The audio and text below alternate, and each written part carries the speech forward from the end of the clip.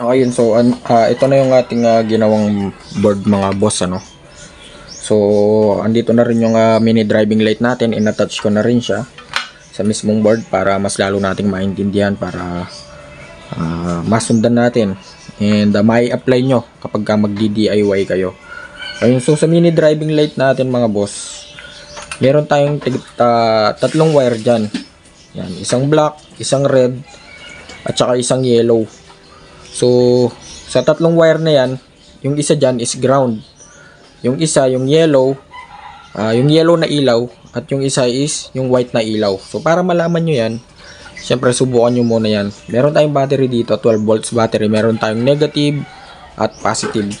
Yung black, itap natin to sa negative. Ayan. Tap nyo lang para malaman nyo yung ilaw at hindi kayo malito. So, subukan muna natin yung red. Tap natin sa positive kung anong ilaw ba. Ayan. So, umilaw yung white. So, ibig sabihin yung red, yun yung white natin. Yan yung yellow naman. Ayan. So, umilaw yung yellow. So, ibig sabihin, yung yellow, yun yung yellow light natin. So, same lang din dito sa kabila. So, dahil same lang sila mga bossing, pagsasamahin na agad natin yan. Yung dalawang block ng dalawang mini driving light natin, pagsamahin na natin yan. Kasi same lang naman, di ba?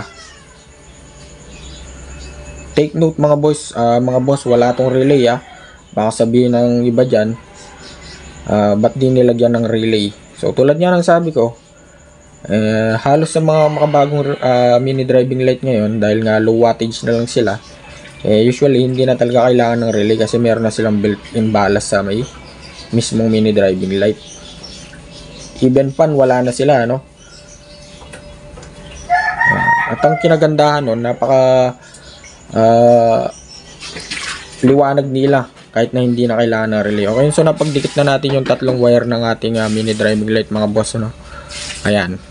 So wala tayong relay na linagay dyan. And subukan natin ulit para mas maintindihan nyo. Ayan. So kung mapapansin nyo, umilaw yung dalawa. Tinap ko yung negative, yung black ng mini driving light sa negative, yung red ng mini driving light sa positive. Umilaw yung white. Yan yung yellow naman. Yung yellow itap natin. Okay, so goods. So functional yung ating mini driving light. Ngayon dito naman papasok yung ating switch. Ayan. So may switch tayo dito mga bossing. Ayan, sa switch natin, 3-way switch to mga boss. Ayan. Sa switch natin, 3-way to. Itong tatlong wire na to. Ayan. Sa tatlong wire na yan mga boss, yung mga wire na yan, lahat yan ay positive. So paano nangyari yon? Ibig sabihin, yung isang wire dyan, yun yung ating common, no?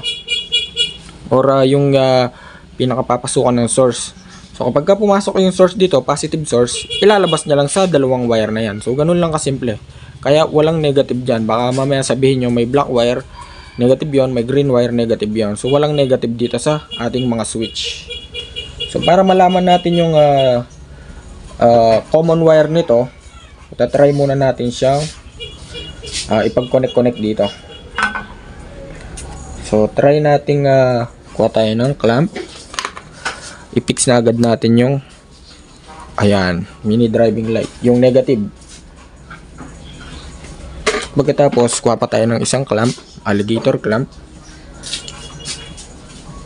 So try natin yung red ng switch, tap natin sa may positive. Tapos tap natin yung green yellow, green ng switch at yellow ng mini driving light. So try natin pa ilawin. Ayan, so umilaw yung yellow. Subukan natin ulit. Dito naman yung green, tap natin sa red ng mini driving light. Okay. So ibig sabihin yung green mga bossing, yung green ng switch, siya yung low. Na take note guys, nasa sa inyo nga pala kung anong high and low yung gagamitin nyo, no? Kung yung yellow ba or yung white. Mamaya papaliwanag natin. So tap muna natin yung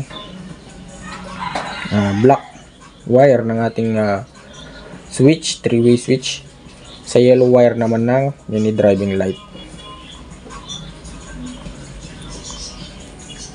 Ngayon, subukan naman natin kung tumama ba tayo. So, white. First switch sa white natin. Second switch sa yellow. Okay, so tama mga boss. Sa mga ganitong setup, ayan, tama to sa mga ganitong setup, pero depende pa rin sa inyo, no? Kasi yung iba, gusto nila yung low ng mini driving light is yung yellow. So, pagbabalik-tarin mo lang ngayon yan. Yung black ng 3-way switch, doon mo itap sa red wire ng mini driving light. So, yung green naman, dito mo itap sa yellow. So, ganun lang. Pero halos common na settings is ganito. White yung low beam, yellow yung high beam. Ayan. Ayan. So, tulad nga ng sabi ko, dito sa switch natin walang negative dyan. Lahat yan is positive. Yung common, yung red, siya yung pinaka-common, dyan pumasok yung supply. Ibabato niya ngayon sa dalawang wire natin, which is yung white at saka yellow. Pero hindi pa doon mga boss, dahil meron pa tayong switch dyan. Yes, meron tayong ignition switch. Kasi kapag wala tayo nito, yung mini driving light natin, katulad nito, pagka napaglaruan ng bata, mau-on at mau-on natin, no? Or mau-on at mau-on nila yan. Mamaya hindi mo mapansin, malubat yung battery mo. Kaya mas mainam, idaan natin yan sa ating ignition switch. So, yung gagamitin nating ignition switch is, excuse me, 4 wires. So, kung mapapansin nyo, 4 wires yan. Tinali ko na ng electrical tape yung dalawa. So, kung yung ignition switch nyo is 4 wires, ganito yung mga color coding yan, no? Black na may stripes na white, kulay green, pure black, solid black, at pure red or solid red. So, dito sa dalawang to, wala tayong gagalawin dyan. Kaya nga itinabi na natin yung ating black na may stripes na white at yung ating pure green. So, wala tayong gagamitin dyan mga boss. Kahit na 4 wires yung susian nyo. And kapag 2 wires naman yung susian nyo, ayan, same function lang din. Wala lang kayong makikitang wire na green at wala kayong makikitang black na may white na wire. Kasi nga, 2 wires lang yung ignition switch nyo. So, bali ang hahanapin nyo lang dyan is yung accessory wire. Okay, so tap muna natin. Yan. So, bali, ang settings ng ignition switch natin mga boss is ganito. Yan, yung red wire ng ating ignition switch, automatically galing yan sa may positive terminal ng battery. Yan. Ngayon, off muna natin. Kaya nga itinabi na natin yung dalawa kasi wala tayong gagalawin doon sa green at sa black na may white. Kasi ang hahanapin natin is itong kulay pure black. Kasi ito yung tinatawag na accessory wire. No? Sa mga 2 wires na ignition switch, ganun din. Nag-iiba lang ng color coding itong accessory wire. Basta tandaan nyo, yung red is positive. Tapos yung kabila is, yun na yung accessory wire. Sa mga Yamaha, hindi ako nagkakamali, kulay brown. Sa mga Suzuki is kulay orange yung kanilang accessory wire. Okay, so next naman, dahil nga nakatap na yung red dun sa positive terminal ng battery, so kapag ka-inon mo ngayon yon, yung ignition switch mo, kapag ka-inon mo, yung source, tatawid lang dito sa kabila. Diba? Kasi nga switch siya eh. Diba? So lilipat lang sa accessory wire na tinatawag. Next is, hanapin naman natin ngayon yung kanina yung common ng ating mini driving light switch or yung 3-way switch na ating mini driving light.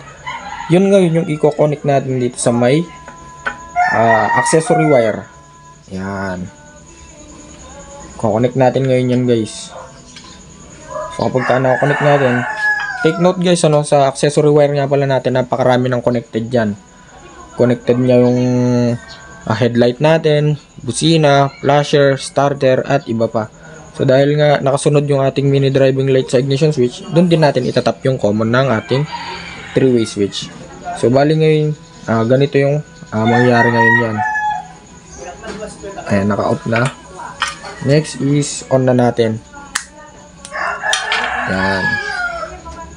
Okay, so try na natin guys. Okay, so umilaw na yung ating mini driving light.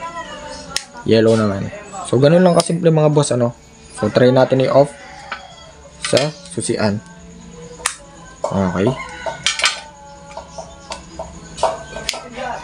Yun. So, ganun lang kasimple mga boss. Walang kahirap-hirap. Napakadali lang mag-install ng mini driving light na walang relay. Sa susunod, lalagyan natin ng isang relay, dalawang relay, tatlong relay kasi nga may dual horn at passing and so on and so forth.